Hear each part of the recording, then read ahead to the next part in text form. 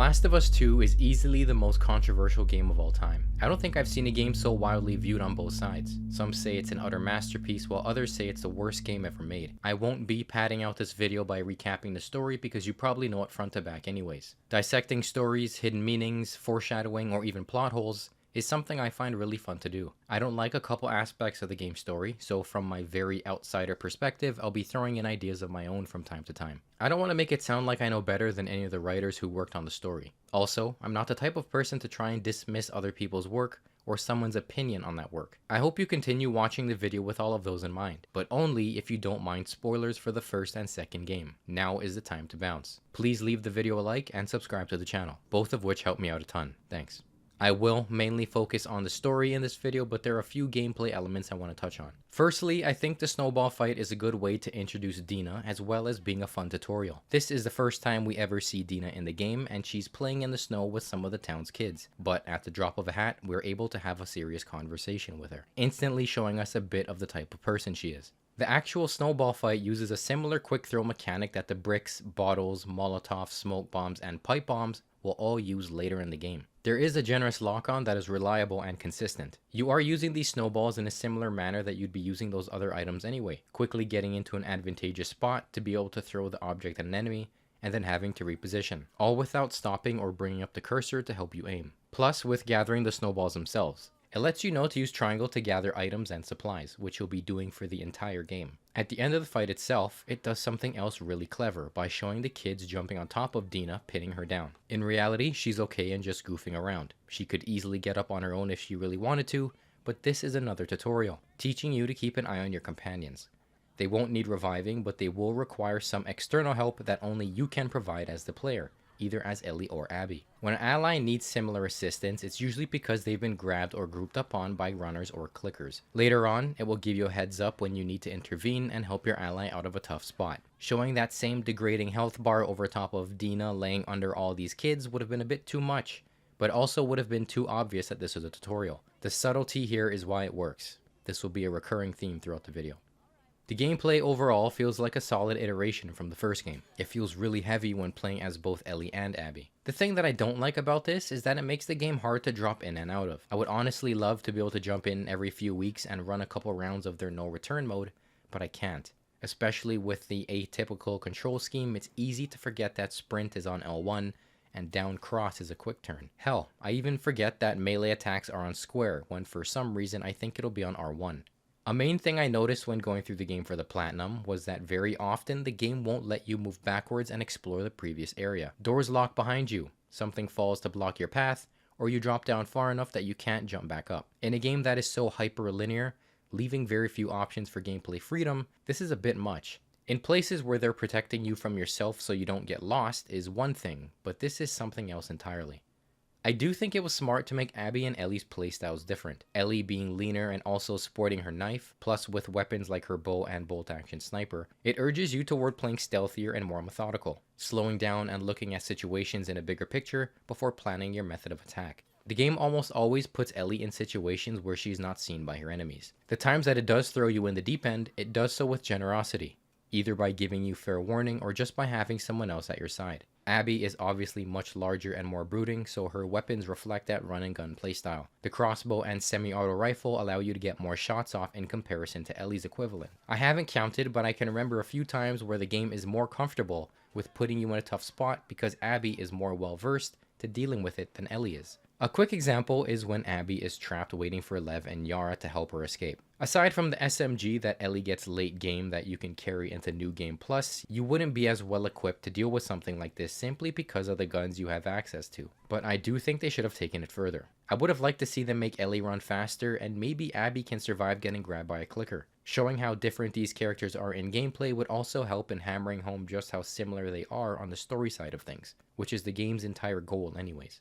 Speaking of which, I want to start off my story notes by pointing out some of the parallels that the first game has with the second. Well, we know that Sarah dies near the start of 1 and Joel dies near the start of 2, but they're also the first characters that the game allows you to play as. I can imagine that especially for the second game, since we spent the entirety of the first game with Joel, players will have an inherent connection with him. Letting players start the game as him right away while riding his horse during a sunset while calming music is playing is a way to get you reacclimated to this character that you have a history with and are probably very fond of. Plus, something that isn't so obvious is when Joel gives you an info dump on the finale of the first game. Media, such as film, TV, and video games, need to act like not everyone consumed the first piece of content, so must do something to get new consumers up to speed. This is also the same reason why in The Last of Us show, one of the very first scenes in the second season, we hear Ellie reiterating that she's immune. Obviously a very important topic to the series, but not something she would be constantly talking about. If you haven't noticed this trend before, you will now. In terms of Sarah, I can only assume that making you play as her was a way to get you to know her as much as possible, since we won't be spending much time with her at all. We need to get to know this little girl, since over the game, we will be getting to know Joel very well,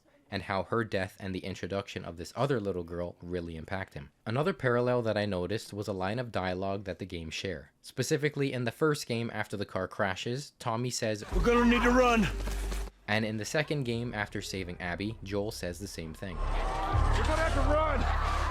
I always thought that some similarities like this can be using repetition to subconsciously bring you back to when Joel, Tommy, and Sarah were first running for their lives from that horde in Texas. But now this seems like a stretch to me. At the very least, it's trying to elicit a very similar panic emotion from you, especially after the player gets excited to be seeing Joel again for the first time after the time jump. The biggest parallel by far are the endings. The entire goal of the first game was to get Ellie to the Fireflies for them to make an attempt at a cure. That doesn't happen. The second game, all we want to do is kill Abby, and that doesn't happen either. This comes back to what Ellie says near the end of the first game, after the giraffe scene. Joel pitches the idea of not even going to the Fireflies and just heading back to Tommy's right now. Ellie pushes back by saying how could she do that after everything she's done? It can't be for nothing. Putting it lightly, Ellie does some pretty heinous shit in the second game, and by her choice, it turns out to be for nothing after all. Which is why I think a good chunk of people don't like the ending and in turn don't like the game. They feel like Joel didn't act like they believe he would, and neither does Ellie. She ends up going against her own words. I'll come back to this. When it comes to the actual crux of the issue with the game's story, I think it was tackled in a poor way, mainly with how they handled the ordering of the game's events. Players already love Ellie. We played the entire first game alongside and with her. In many ways, she is the main character of the first game, even though you mainly play as Joel. Our regard for her going into the second game is very high. The game, when introducing Abby, does it in a coy way. We don't know where they are at first, and once we do, we don't know why they're there, who they're looking for, or why. It continues to dance around the details about her. All we learn is her and a couple of her friends' names, the fact that she's afraid of heights, and that someone named Mel is pregnant from this dude Owen, who has a history with Abby. We have no reason to care about these people at this point. It's not until she kills Joel when we instantly hate her. Not just for the act of doing it, but in the way that she does it. Joel saves her life, then with no hesitation or discussion with him, she blasts his knee off and beats him to death. I have more thoughts on the matter in which they handled his death that I'll bring up later. Ellie then walks in and having to watch as her surrogate father is beaten to death right in front of her after she pleads for his life. We are right there with Ellie in all ways. Anger, sadness, and every emotion in between. We have literally no reason to like Abby. The issue I have with the story overall is how hard they try to make your feelings towards Ellie and Abby at this point in the game completely switch by the end. It will work for a portion of players, but it is shoved in your face whenever a chance is given. After this event, we see that Abby gets zero closure for avenging her father. Plus, her quote-unquote friends didn't exactly like the way that they tortured this random man in the first place. They all know what Joel did and think he deserved to die, but not in the way that it actually played out. Most of her friends, especially Mel, judge her for it, rightfully so. Abby tries to forget what she did and is now focused on Owen, the wolves' war with the Scars, and then Yara and Lev. Going out of her way to make sure Owen was okay after seemingly killing Danny to save a Scar, and then going even further out of her way to help Yara with her broken arm. We are made to think about how Abby made a mistake and regrets doing this, but to understand why she did it. We should forgive her, since her friends don't forgive her and she doesn't even forgive herself. Like I said before, I think this would work on a lot of players, but chances are it would have been much more successful if we got to know her before all of this. Meanwhile, Ellie for the entire game just wants to kill Abby. She insults Dina after finding out she's pregnant and wasn't even willing to go back to Jackson after Dina breaks the news to her. She was even going to let a sick Dina come with her when she started getting bad morning sickness. It's trying hard to make us not be on Ellie's side by putting this likable character in Dina alongside her, who is very vulnerable and needs care at this point in time. Not just all of that, but Ellie also tortures and infected Nora into finding out that Abby went to the aquarium. Then she chooses to abandon Jesse for the slightest chance at finding Abby. This is important because she lies to Jesse by saying she would only go back to Jackson after finding Tommy, when she had her own objective in mind the entire time. Look how evil Ellie is, abandoning her friends, lying and insulting them for her own selfish act. is what I think the game is trying to hammer home. It just doesn't have great ways to make you feel the way it wants you to feel, so it forces you by making things way too obvious. Look how scary Joel looks in the opening, and look how much of an angel Jerry is. He cares about animals so much, you see. Ellie kills Alice, the dog you get to play alongside with Abby, you see. Ellie and Abby have similar sounding names, you get it? They both want revenge for the death of their fathers, you get it? They both have pregnant friends due to a love triangle, you get it? Remember how Ellie couldn't swim? Well, Abby is afraid of heights, you get it? Abby pushed away Owen for revenge, just like how Ellie pushes away Dina for revenge, you get it? Abby loses her physique and longer hair and now looks a lot like Ellie, you get it? Abby going through her revenge plot didn't find resolve, so neither will Ellie, you get it? Way too many instances where the game doesn't even try to let you discover things on your own, but would rather be very on the nose with the parallels. I see comments on videos about The Last of Us 2 talking about whether or not the people in the video notice the parallels. Everyone and their grandma can see the fucking parallels. It comes down to whether or not you take them at face value and just don't care about how the game wants you to feel. Have you seen the movie Passengers starring Jennifer Lawrence and Chris Pratt? I watched it and thought the movie was insanely predictable and then ends as cliche as you could imagine. There's a great video I found after the fact about how much better the movie would be if some of the scenes were rearranged and we saw the events from a different perspective. I think something could have worked here as well, but in a different way. We already like Ellie, and to make more people willing to side with Abby, we should first either like her or sympathize with her first before she kills Joel. This could be something small, like Abby bringing up how Joel killed her father to Owen. I honestly think a good time to bring it up would be when Owen even mentions the thought of not going through with the plan on the cliffside. Everyone else sees this, they're gonna want to turn back. Another option would be spending time with her and her friends. We later find out that Manny is very loyal to Abby, similar to Dina with Ellie. We also learn that Nora is much of the same. She probably sympathizes with Abby the most among her group. Mel had a teacher/mentor relationship with Jerry and was probably closer with him than Abby was. We also see some flirting with Owen and how things were on the verge of getting serious before Abby's blind rage got in the way. We also don't see her relationship with her dad very much either. If you want to keep the parallels going, then something like the museum scene that Ellie and Joel have. In a way that shows how Jerry goes out of his way for Abby, just like how Joel does for Ellie time and time again. The newest way that Joel does this is by beginning to read the same comic as her. I think Neil recognized this issue from the jump. In the show, right away we are told about Abby and that she wants to kill Joel. Then, before killing Joel, she explains how he killed her father without even looking at him. I think they could have gone a little further, but this is already much better than what the game does. Instead, we have a scene with him and the pregnant zebra that gets stuck in barbed wire, which comes across as excessive, beating you over the head with how much of a saint he was. It's funny because this is the opposite of what some other shows do to make you know that someone is bad, by showing them doing something very clearly bad. Like killing someone innocent, stealing from the less fortunate, or just being rude to someone who's being kind to them. The moment we get the reveal that Joel killed Abby's father, look how kind this man is. It's very funny in retrospect. Before we move on, I want to talk about the whole execution of Joel's death. Pun was not intended. I've heard Neil Druckmann on Kinda Funny Spoilercast mention that being a hero or a villain doesn't dictate how you die in this world, and that the story needed a brutal and cruel death for the events that follow. I have a problem with this, and maybe it's just with how he phrased it. Joel's death is extremely brutal and cruel. It even comes across as overly harsh. The reason is because Joel has become a father character, not just to Sarah and Ellie, but in a way to the fans of the game. Killing him in a way that is so brutal, it comes across as personal to the player, and done solely for the shock value. You love this character, his story, his history, and motivations.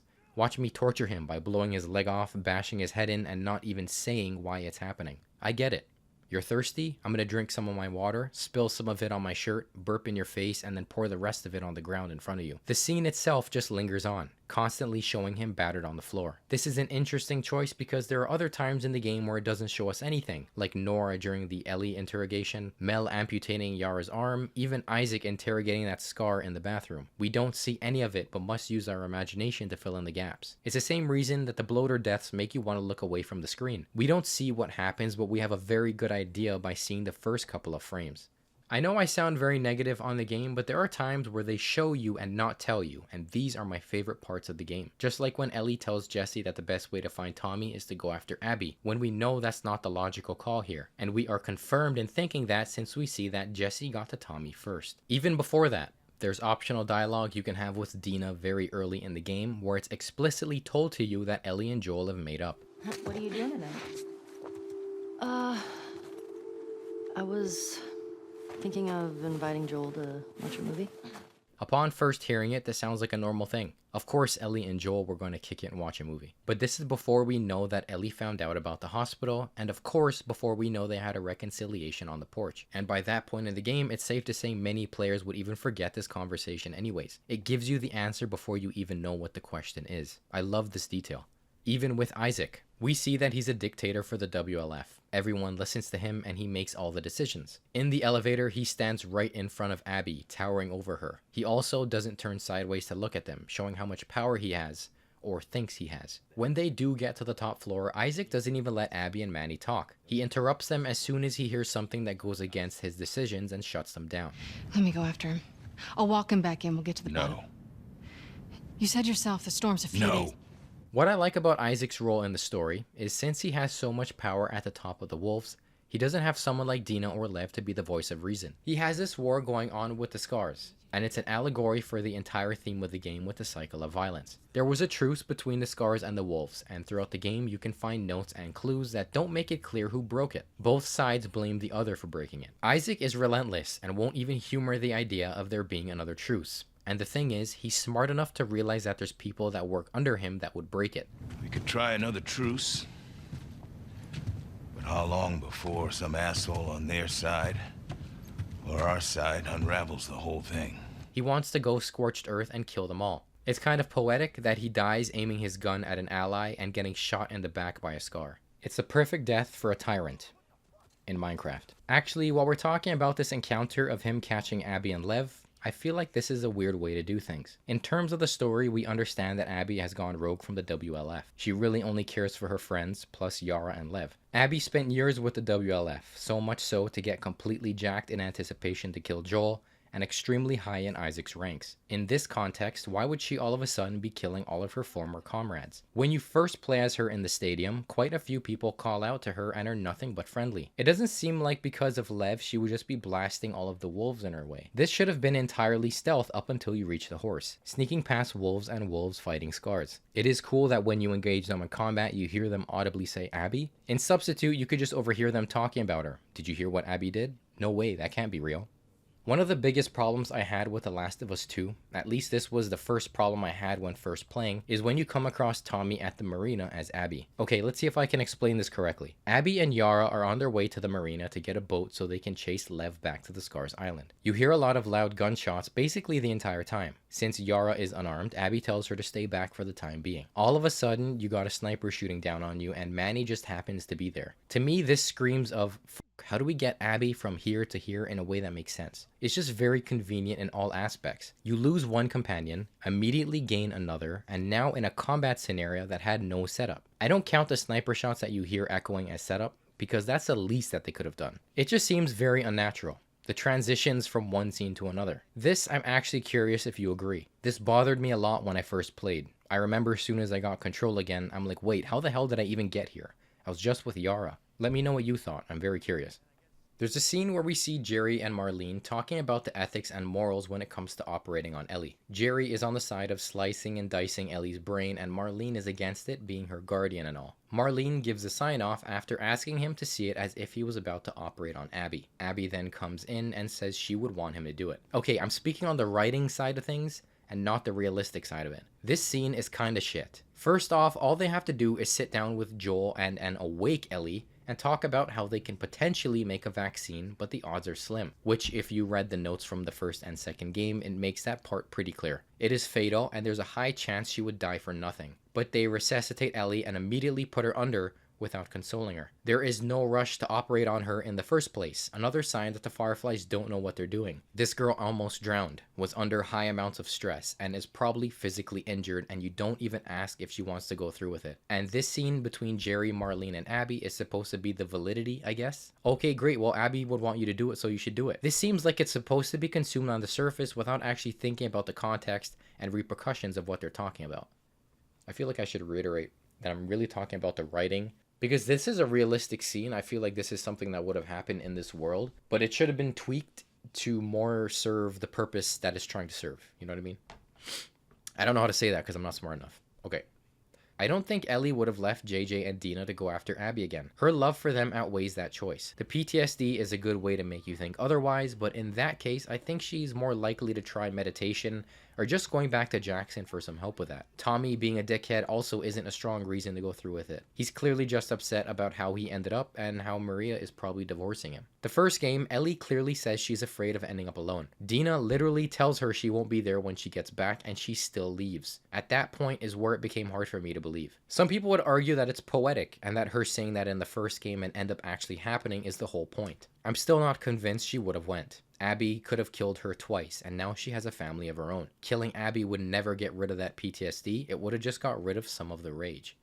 The final scene with Ellie and Joel showing that they actually did begin to repair their relationship is pretty dope. The acting is stellar and the details that it has are incredible. This happens before the game really starts, but for some reason the game makes it seem like Ellie forgets this happened until she's drowning Abby. This is the main question I had.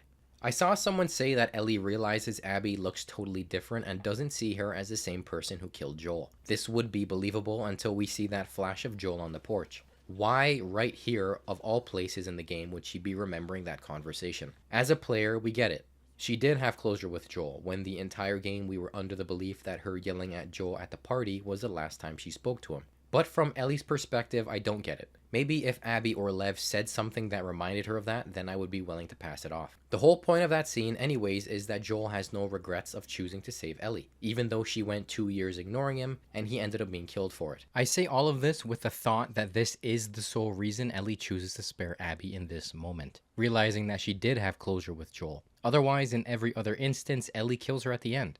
She killed everyone else that was in the room with them, with rare exception, and hundreds more on her way to Abby. And at the last possible moment changes her mind. This doesn't make sense unless she's remembering that scene on the porch. Someone please enlighten me if there's something I'm missing here. As we wrap it up, I have a couple more notes on things I really liked about the game. The first one is when Abby and Manny are talking about the weather chick he hooked up with the previous night. There's some foreshadowing here about the storm that becomes important with the war on the scars. Talked my ear off about some storm and I don't know. At the end of the game, I found it very cool how Ellie going after Abby actually saves her life. Abby and Lev were going to die on the pillars, especially with the attack on the compound and the other survivors just trying to get out of there. After the main events of the game, Tommy and Ellie are permanently mutilated due to their bloodlust. One that's more on the nose is how Ellie losing her fingers mean that she lost her true real connection with Joel's memory. Ellie and Tommy ending up with these marks that will live with them for the rest of their lives made me think of Lev. Lev has turned away from the scars for good, but he will have those scars on his face for the rest of his life as well. Another subtle parallel that is very easy to miss. The last point I wanted to highlight was that I think they were trying to give homages to Joel and Ellie using Abby and Lev at the end of the game. Not only does Lev wear Ellie's iconic Converse, but Abby is also wearing green. In some of the lighting, Lev's shirt looks red, which Ellie also wore a lot in the first game. You may say all of this is coincidence, but the choice to show the shoes before revealing who it was should have been a major hint of what they were trying to do here. The game overall, when I first played, I was pretty low on it. I really warmed up to it a lot, eventually settling in around a mid to high 8. I don't really have any negatives with the gameplay, aside from switching weapons using only the D-pad, can feel like you're fumbling around the controller at times on the run. It is a nitpick, which is the reason I didn't bring it up earlier. The story is where the rest falls. I realized what they were going for, and they basically got there, but not in a flawless way, which is not what I expected from a studio as renowned as Naughty Dog. Thank you so much for watching. Please remember to leave the video a like and to subscribe to the channel. I'm still a small channel, so it would really help me out a lot. Thanks. Let me know if you agreed or disagreed with me. There's a lot to talk about, and I know there are passionate fans, so please keep it civil. Follow my socials in the description. I'll see you all in the next one. Stay safe.